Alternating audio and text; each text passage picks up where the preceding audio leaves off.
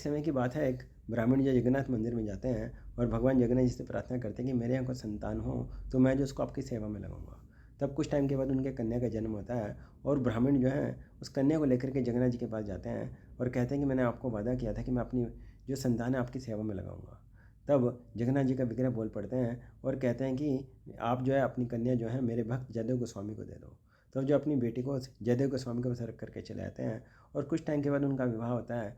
और जब जयदेव गोस्वामी जो हैं साक्षात राधा कृष्ण की लीलाओं का दर्शन कर रहे थे और जो दर्शन करते करते जो गीत गोविंद लिख रहे थे, तो भगवान श्री कृष्ण जो राधा रानी के पास आते हैं और कहते हैं कि हे राधे, अपने जो चरण है मेरे मस्तक पर रखो और मेरे मस्तक की शोभा बढ़ाओ।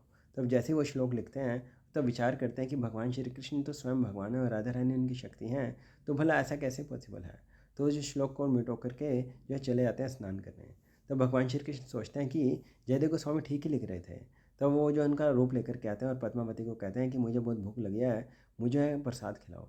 और जैसे ही प्रसाद ग्रहण करते हैं और कहते हैं कि मुझे बुक दो जिसमें गीत गोविंद लिख रहा था। उस श्लोक को जिन्होंने जो उनके भक्त जयदेव गोस्वामी ने मिटाया था उस श्लोक को फिर से लिख लिख करके चले आते हैं। और जयदेव गोस्वामी जो ओरिजिनल वाले थे घर घर पर आते हैं और पद्मावती को कहते हैं कि मुझे बहुत भूख लगे, मुझे प्रसाद खिलाओ। और पद्मावती कहते हैं कि आपने अभी भी तो प्रसाद खाया था और आपने फिर गीत गोविंद भी लिखा था। तब वो बुक खोलते हैं, जो श्लोक उन्होंने मिटाया था वो श्लोक फिर से लिखा हुआ था। तब उनको विश्वास होता है कि भगवान श्री कृष्ण स्वयं उनके घर पर आए थे और गीत गोविंद लिख करके गए हैं। और गीत गोविंद का जो स्टार्टिंग जो जो मंगलाचरण है वो दशावतार स्तोत्र है। और उसमें से एक श्लोक जो है, तब कर कमल वरे, जो कि हमारो जो आरती में गाया करते हैं।